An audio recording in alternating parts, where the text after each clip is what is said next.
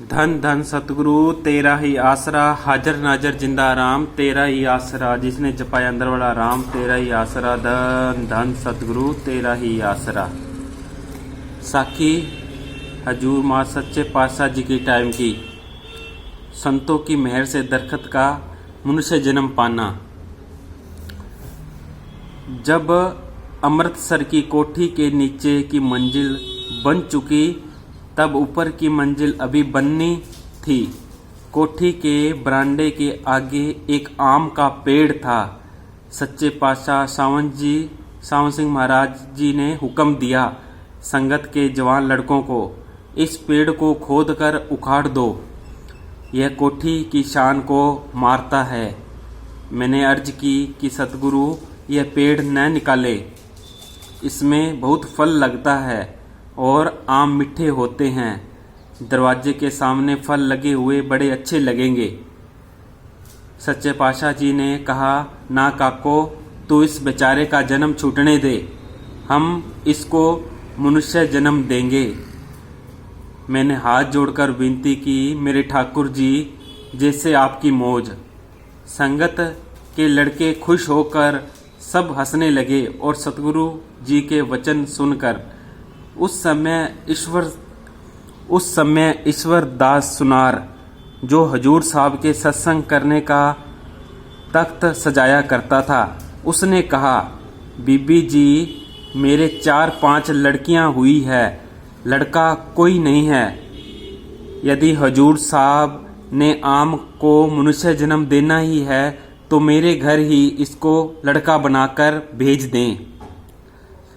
मैंने सच्चे पातशाह जी से कह दिया, दीन दयाल जी, ईश्वर दास सुनार अर्ज करता है कि आम के पेड़ को लड़का बनाकर मुझे ही दे दो।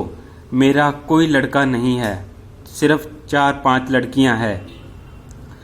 सच्चे पातशाह जी खुशी के घर में बैठे थे, फरमाने लगे, चंगा बच्चू मंजूर है। उसी महीने उसकी स्त्री के गर्भ ठहर गया और पूरे 9 महीने बाद लड़का पैदा हुआ। उस लड़के को हंसी में सब आम ही बोलते थे। जब लड़का 1.25 महीने का हुआ तो ईश्वर दास सुनार लड़के को माथा टिकाने हजूर साहब के सामने लाए। शहंशाह जी ने मुझे आवाज़ देकर पुकारा और लड़का दिखाकर फरमाया, ले काको, देख ले कैसा खूबसूरत लड़का है। दरखत अच्छा था या मनुष्य चोला? वह लड़का 17 साल का सत्संगियों के घर में है। 17 साल के सत्संगियों घर में है, अमृतसर में है। संतों के दर्शन का फायदा देखकर दिल हैरान हो जाता है, मगर हमने कदर न जानी। मैंने सतगुरु जी के आगे हाथ जोड़कर अर्ज की, दीन दुनिया के वाली, अपने आप ही जानो। सच्चे पातशाह के खेल कौन समझ सकता है?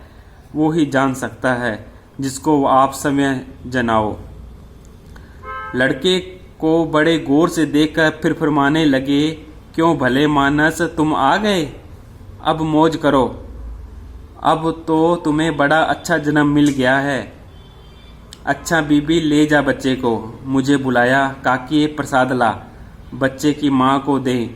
फिर हजूर साहब ने उनको विदा करके मुझे फरमाया, काकी, संत जो काम करते हैं जीव समझ नहीं सकता, उसमें कुछ न कुछ राज जरूर होता है। संतों के आगे तो सत्य वचन ही ठीक है, जो संत करे जीव देखते जाए बस, उजर को तो जगह ही नहीं।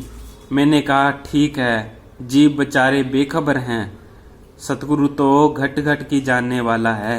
दीन दयाल हंसने लगे और बोले, चल बीबी, हमारा क्या, आम का जन्म छूट गया और इस बेचारे के लड़का नहीं था, अब इसको लड़का हो गया।